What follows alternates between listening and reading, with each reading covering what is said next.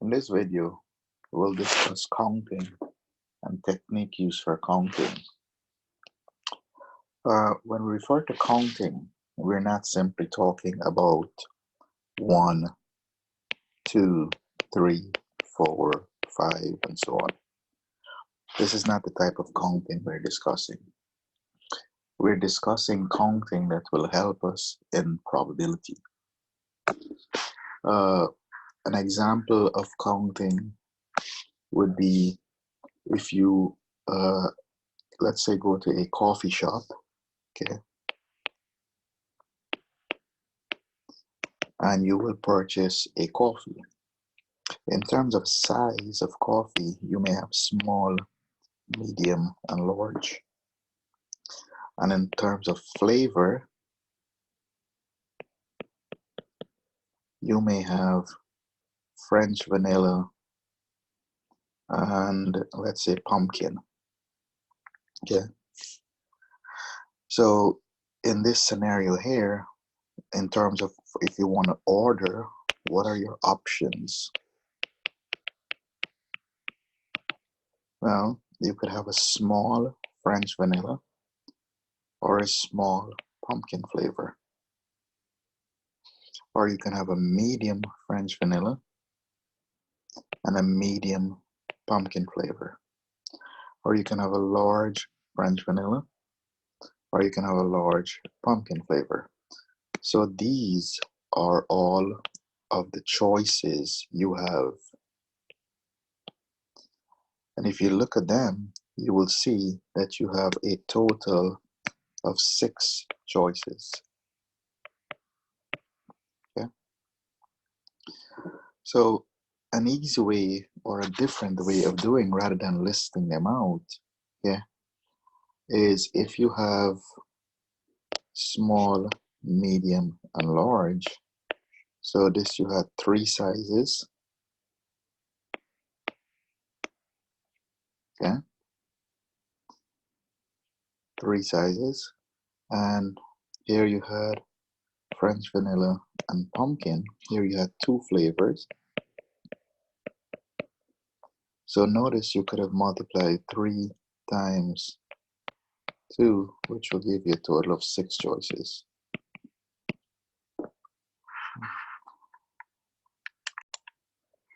So you have done this many times already. I mean, probably not from a coffee scenario, but if you look at examples that you have done in a traditional classroom, okay, if your classroom is set up using desk,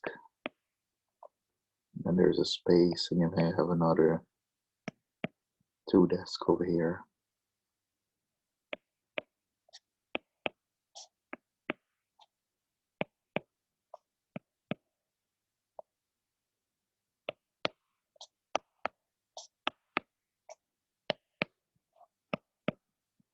So each one of these represents some desk and chairs. And if I ask you how many desks are there, okay? Well, one way to do this is to physically walk around and say 1, 2, 3, 4, 5, 6, 7, 8, 9, 10, 11, 12, 13, 14, 15. That's one way of doing it. But can you imagine if you had a very, very large room? This will take some time. Alternatively, what you can do is you can see how many desks you have in that row. And in the row here, you have 1, 2, 3, 4, 5. So you have 5 desks. And then how many desks do you have in the columns? Okay, so you have 1, 2, 3. So here we have 3. And you can now multiply 5 times 3, which will give you a total of 15 desks. Yeah. So what we're really doing here is called the fundamental counting rule. Okay, the fundamental counting rule.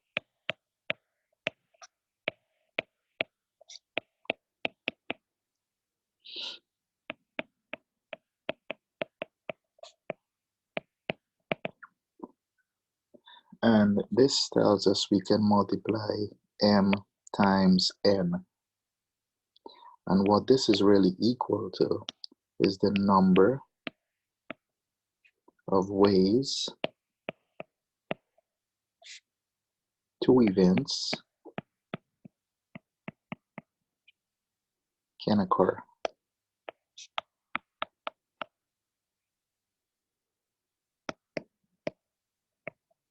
Given that the first event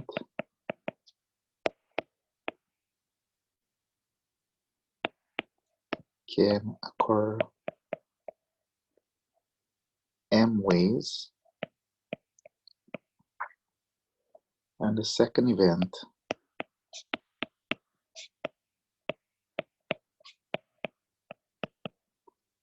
can occur n ways. Okay? So what does this really mean? Here's another example that you can think about. Suppose you have an ID card with two character. Oops.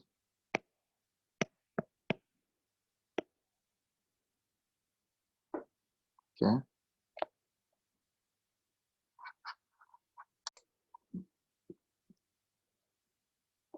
Code. And this consists of a letter followed by a digit. So what we're looking for here, we have some ID card. Okay, let's say this is the ID card. And at the bottom of the ID card, you have a 2-digit. Or 2 characters, sorry. And then the first here is a letter. So here we want a letter. And here it's a digit. Well, if you think about this, in your choices of letters, okay, in your choice of letter, you have a total of 26 choices because you can pick any letter from A, B, C, going all the way up to Z. Okay. And then in terms of your number now, your digit, okay, you have a total of 10 choices. Why? Because you can pick 0, 1, 2, going all the way up to 9. So therefore, you can have a total of 26 times 10, which is 260 ID card with different scenarios you can create. Okay, 26 times 10.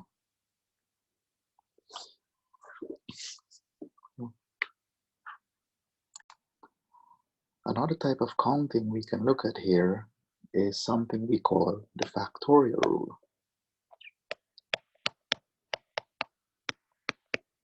Factorial rule.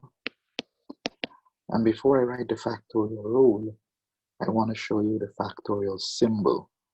So the factorial symbol looks like this. Okay. And on the computer, that's generally shift 1. Shift 1. Okay. So what does it really tell us? It's really a multiplication. Okay. but it decreases. So for example, 3 factorial implies 3 times decrease 2 times decrease 1. And you don't go lower than 1, you stop at 1. So 3 factorial is equal to 6. Okay. 1 factorial is just 1. Well, there is an exception to this of 0 factorial. Okay. 0 factorial happens to also be 1. So this one here is a little rule that you will have to remember, because there's no way really to multiply it out, because we say we stop at 1. Okay. 0 factorial is 1. So why do we need, or what is really the factorial rule? Well, if you go back to look at the similar example as we were discussing, right? Example, you want to create an ID card now with, let's say, so how many ID cards can we obtain if we use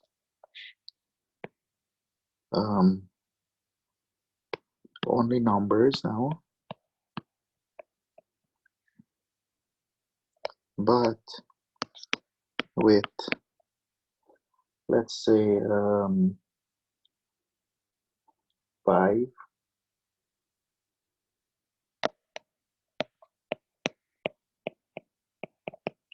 characters, and here numbers can repeat. Numbers can repeat. So we'll see what the mean numbers can repeat here. So the first thing to note is that we have 5. So 1, 2, 3, 4, 5. Okay. Now be careful, because in this example also, okay, we're talking about numbers. Numbers. So in your first slot, you can pick 0, 1, 2, 3, 4, 5, 6, 7, 8, 9.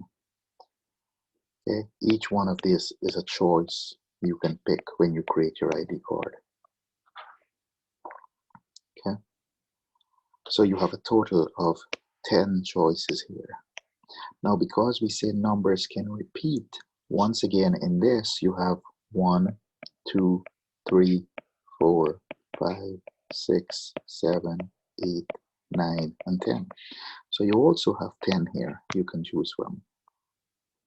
And the same will happen here, and the same will happen here, and the same will happen here. So each one of these, you're going up to 9, right?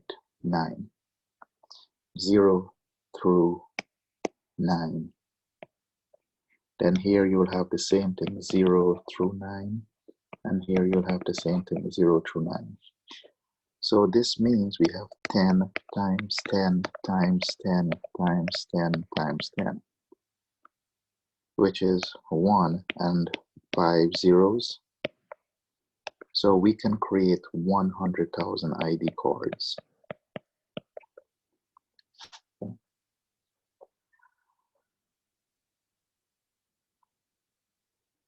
So now what happens if, if we looked at a similar example, how many cards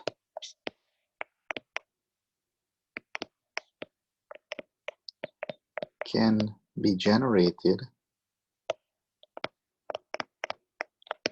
if you cannot repeat the digits. So what we're really saying is that you still have 5, 1, 2, 3, 4, 5. Okay. In the first scenario, you could pick 1 or 2 or 3 or 4 or 5 or 6 or 7 or 8 or 9. So you still have 10 here. But let's assume that you had used a 3. Okay. So what we're saying that in our ID card, the first digit is a 3. Okay. Now you cannot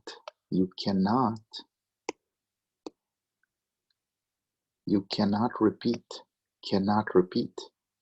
So in the next time around, you have 0. Okay. You have 0, 1, 2. You've used 3, 4, 5, 6, 7, 8, and 9. I left out my 7 over here. Okay. So let's say this time around you've used 0. Okay. So, but notice that in here I don't have 10 choices anymore. Here I have 10 choices. Here I only have 9 choices. So this number becomes a 9. And the number we picked was 0. Okay? The next time around we do this, we only have 1, 2, we've used 3, we've used 0, 4, 5, 6, 7, 8, and 9. So in this case here now, we only have 8 choices. Okay, so let's say we decide to pick 9 now. Okay, so the number we've selected is now 9. Right? But here we have only 8 choices left. So every time we choose a number, okay, every time we choose a number, the next time around, the number of choices decreases by 1. And that's where we have this part here, cannot repeat. Okay? Meaning there's nowhere in this code that if you use 3 the first time around, 3 cannot appear here, here, here, or here, because we've already picked 3. So let's finish this up. So we've picked 3, we've picked 0, we picked 9. So we still have the choices left 1, 2, we've picked 3, 4, 5, 6, 7, and 8. And if you look here, you should only have 7. 1, 2, 3, 4, 5, 6, 7 choices. Okay. Well, let's assume this time around I picked a 2. Okay. So we had 7 choices here, and the number we selected here is 2. Okay. Then the next time around we do this, we will only have 6 choices. 0 is gone, so we have 1 left. 2 is gone, we picked 3 already. So we have 4, 5, 6, 7, and 8, because we used 9 already. So if you look here, we should only have 1, 2, 3, 4, 5, 6 choices. And let's say here we decided to pick, oops.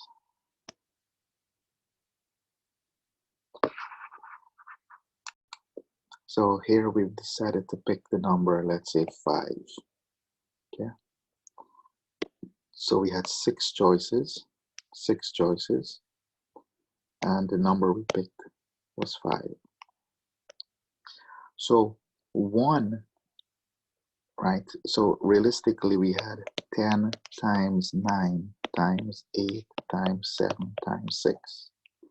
And if you multiply that out now, okay, 10 times 9 times 8 times 7 times 6, that would give us 30,240 ID cards. So notice there's a big difference, okay, in the total. Big difference. Now, what if I ask you the problem? What is the probability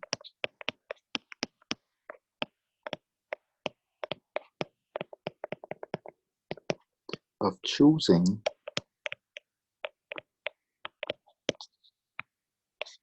an ID card with code, okay, with the code 30925 from the above example?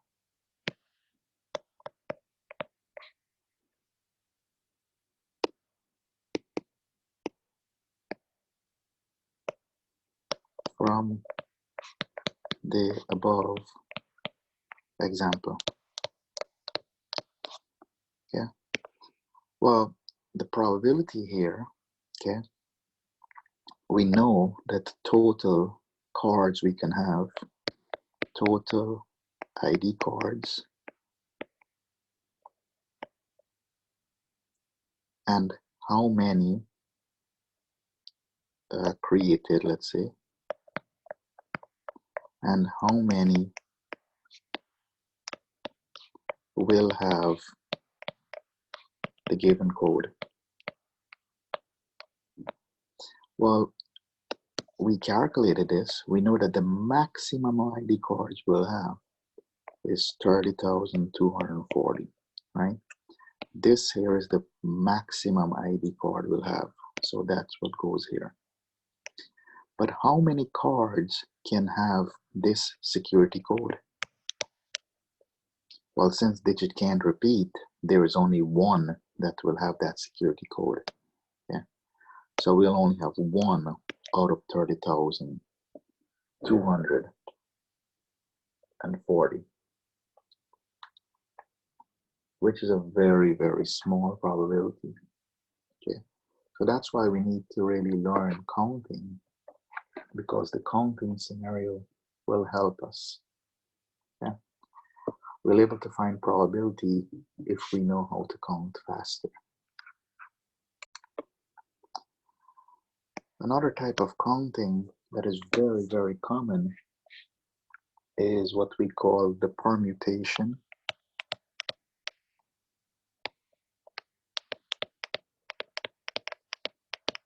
rule and combination rule.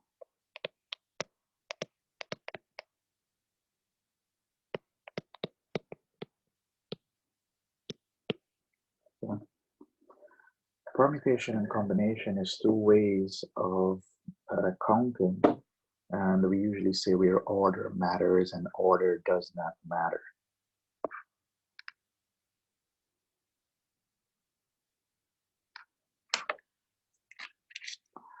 So when we say order matters, right? So what does that mean for permutation?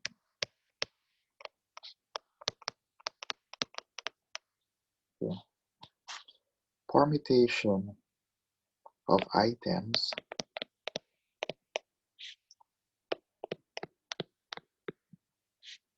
arrangement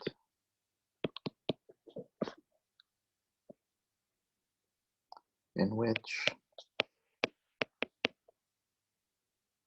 different sequence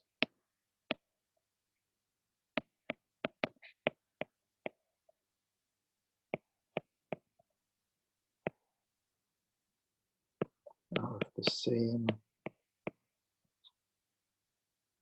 items are counted separately.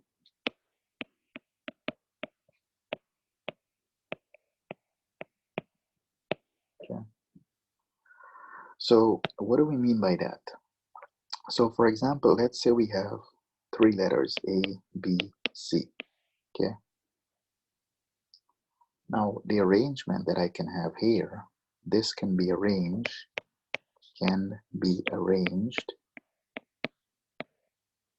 well, we can have ABC, obviously, or we can have ACB, or we can have BAC, or we can have BCA. We can also have CAB, and we can also have CBA. So here we should have a total 1, 2, 3, 4, 5, 6 of them, 6 ways. Okay. And each one of them are counted separately. Okay. Count separately. Each one of these, okay, each one is counted separately. And the reason we say separately is because ABC is totally different from ACB. Although it's the same 3 letters, okay, the arrangement, we count them separately. So this is permutation, right? This is where we say permutation. Now, in a combination scenario, okay, in combination,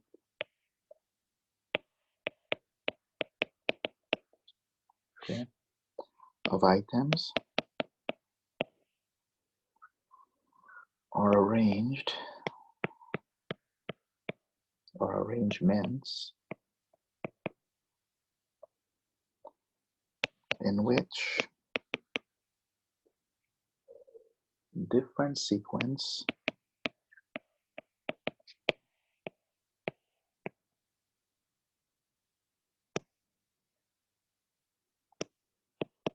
of the same items are not counted separately.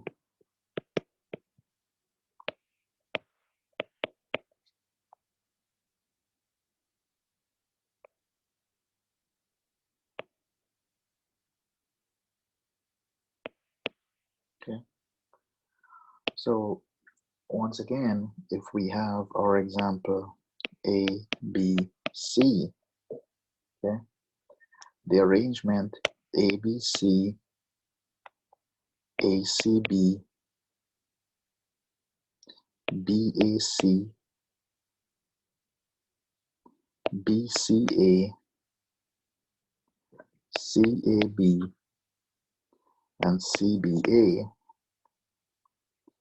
these here are all considered to be the same combination. Okay.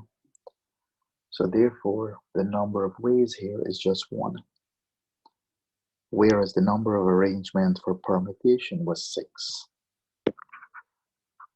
So if we look at the permutation rule, yeah,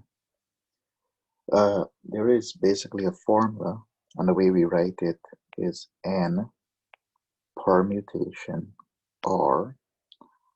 These are like lowercase or small letters to the bottom of the P, sort of like a subscript. And this here is the formula. This is N factorial divided by N minus R quantity factorial. Okay. So what is N and what is R? Okay. N represents the different items available. So N represents the number of different items available. So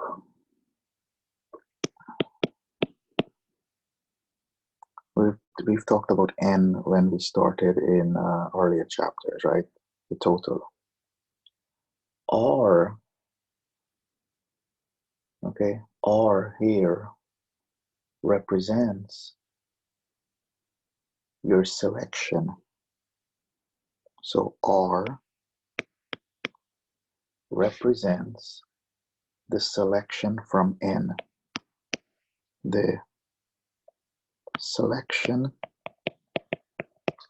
from N. So what we can say here, for example, okay, if you have 5 letters, okay, and let's say letters are A, B, C, D, and E available,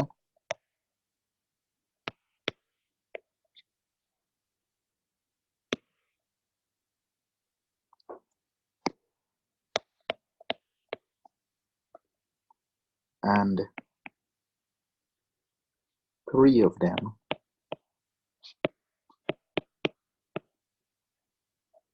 are to be selected.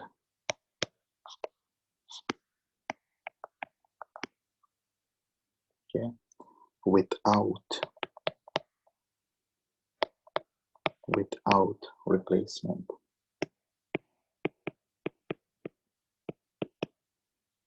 Okay, so in this case, N would be 5 because you have 5 letters, and R will be equal to 3. Okay, because you want 3 of them are to be selected. So R can never be bigger than N. R can never be bigger than N at all. Okay. And we'll do examples of these in a few minutes. So this was the permutation, okay? Permutation rule. Now, if we look at the combination rule, okay, combination rule,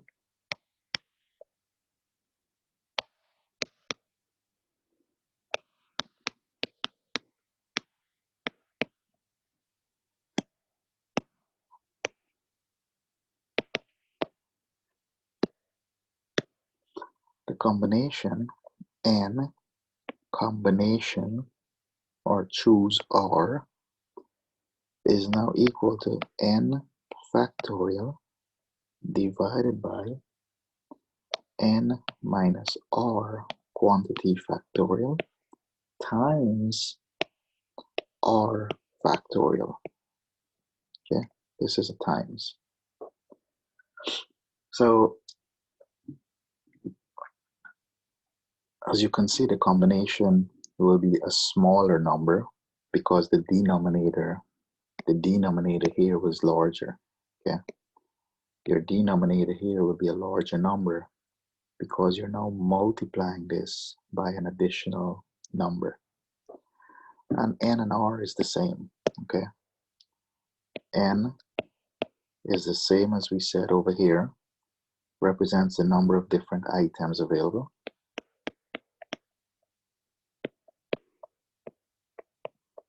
Okay, so we're getting that from here.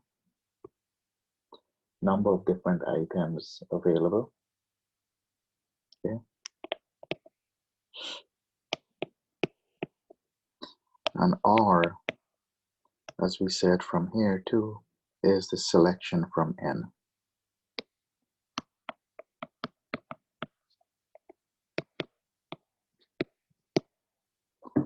So these two formulas is on the formula sheet given, or they're easy to look up online, so you can always look them up and see what they are, or you can learn them.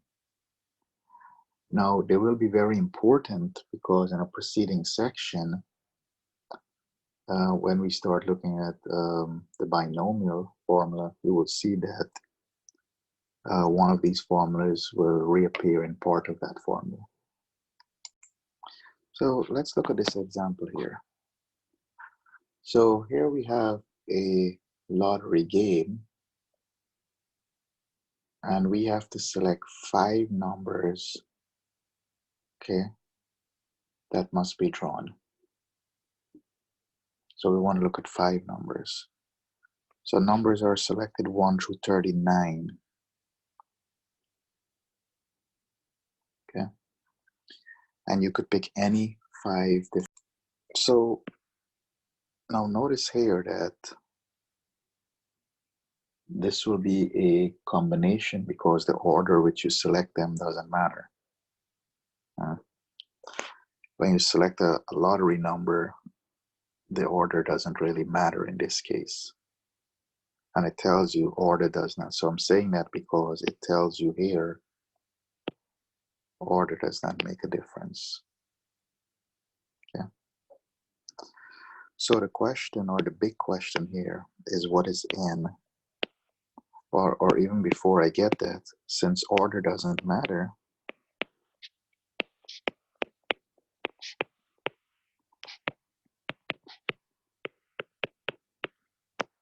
we will use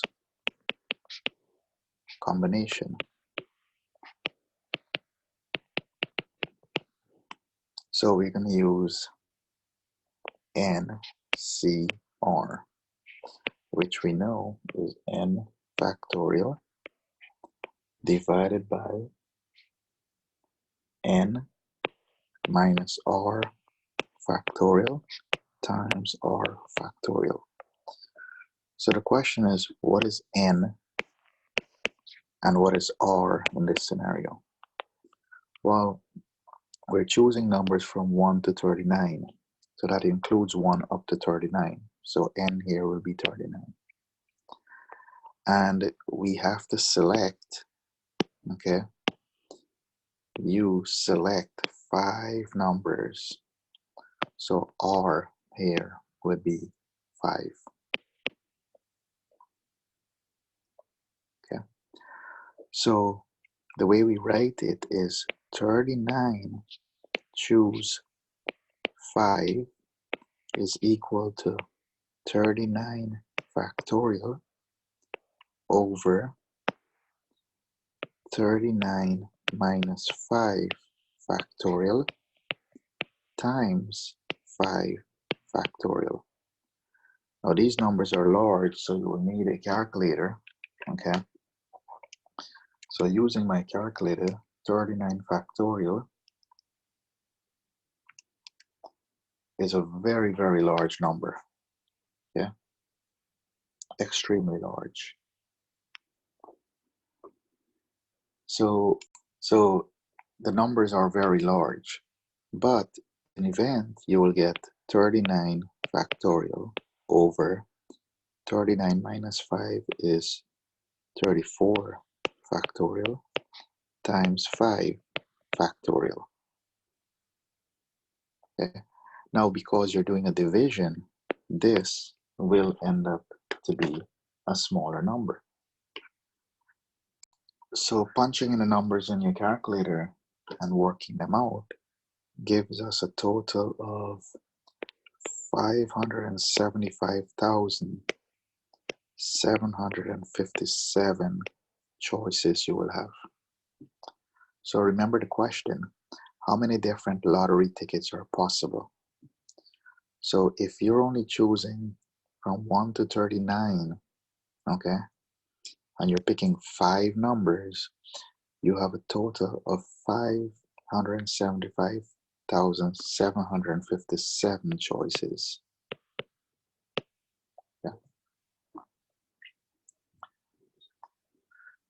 Now, I could also go on and ask you, well, what is the probability of selecting the winning ticket?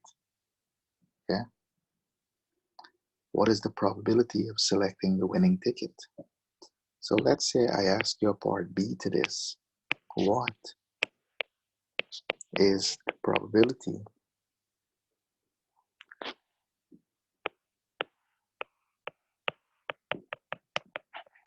of selecting the winning ticket.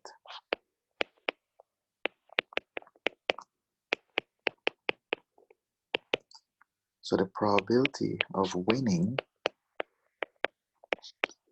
we know that the total number of choices is 575, 757, but there is only one winning ticket. Okay, there is only one. So here's another example that we can look. So you want to appoint 3 officers. Okay, we're looking to appoint 3 officers. And the 3 officers we're looking at is the Chief Executive Officer, the Executive Chairperson, and the Chief Operating Officer. Okay. Also, there are 8 qualified candidates. So in the first scenario, well, whatever the question is, we don't even know. We know that n is equal to 8.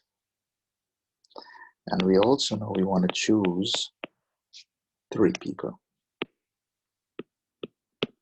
Okay. Now, if you look at part A, okay, how many different ways can the officers be appointed? Well, these are officers. You're picking people, so does the order matters? Okay. Question here, it's like the same as a presidency, right? Do you get the president first and then get the vice president, or do you pick the vice president first and then vote for the president? Okay. So order does matter here. Order matters. Why? Because you should pick the chief executive officer first before you pick anyone else. The president of the company has to be first. So in this case, we'll use NPR. Okay.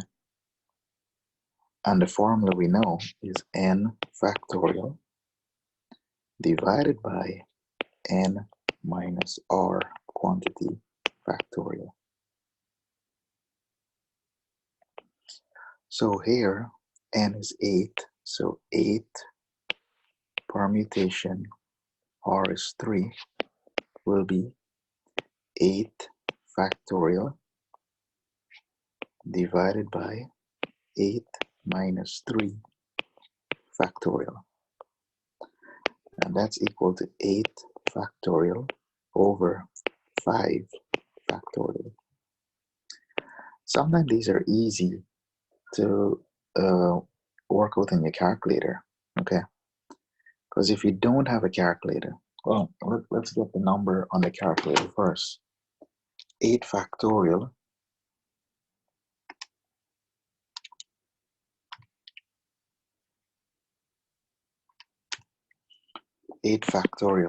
happens to be the number 40320. Divided that by 5 factorial is 120. And if you divide those two numbers,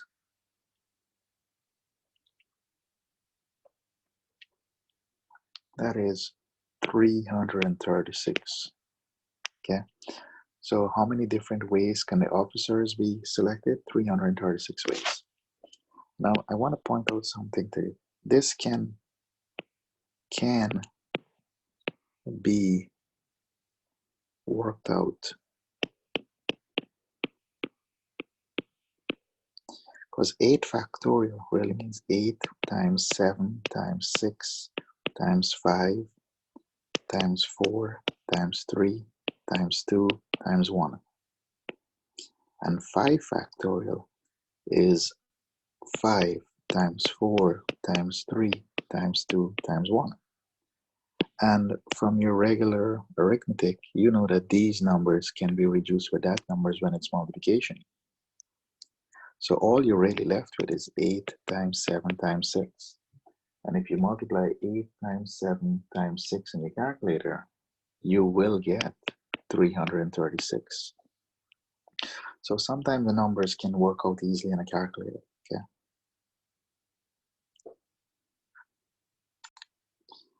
Now the second part to our question, yeah, the second part to our questions is how many different ways can a committee be appointed? How many different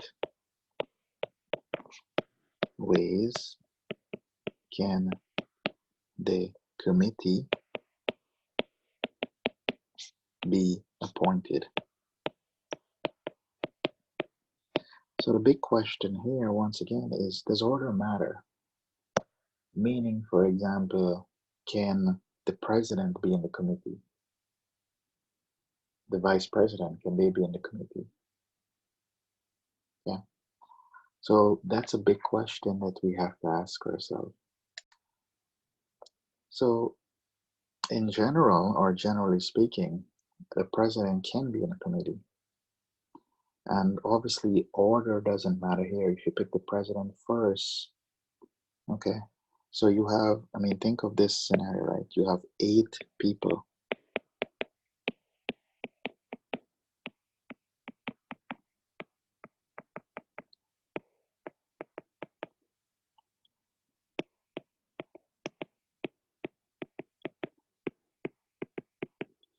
Okay. And one of them here is the president. So you put these 8 names in a bag and you shake it up. Okay. It doesn't matter who you pick first. Okay.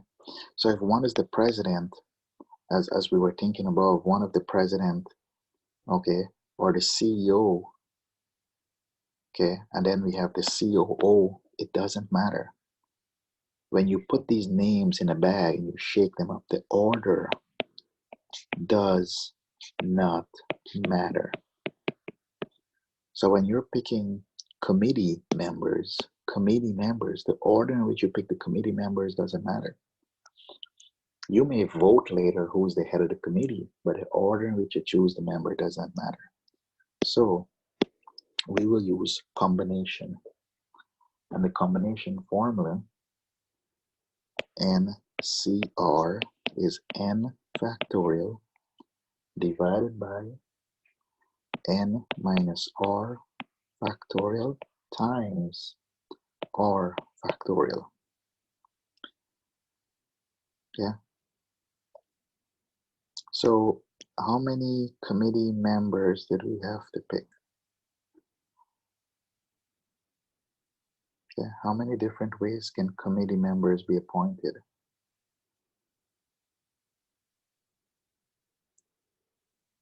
So if you notice here, okay, it must also be applied to with 3 different members. So planning committee happens to be 3 also. So this 3 has nothing to do with the 3 executive officers you choose. So in this scenario, N is still 8, but R happens to be 3. Okay. This only happens because the committee members happen to be the same as the executive officers, right? The number of people is 3. So 8 choose 3 will be 8 factorial over 8 minus 3 factorial times 3 factorial, which is 8 factorial over 5 factorial times 3 factorial. And that becomes, well, we knew from before 8 factorial over 5 factorial is 336. Yeah. But if we work this out, 8 factorial, we knew from before, was 40320 divided by 5 factorial we knew was 120, right? But we're multiplying this now by 3 factorial, which is 6. So this becomes 40320 divided by 120 times 6 will be 720. And this here, 40320 divided by 720 is 56. So you have 56 ways, okay? How many different ways can committee be appointed? You have 56 ways to set up the committee. 56 ways. So there's an example. It's very similar to the one we've just worked. Try to see if you can do this example. And there are many more examples that you can try from what will be assigned for homework. Yeah. So try this example and we'll work it out the next time we meet.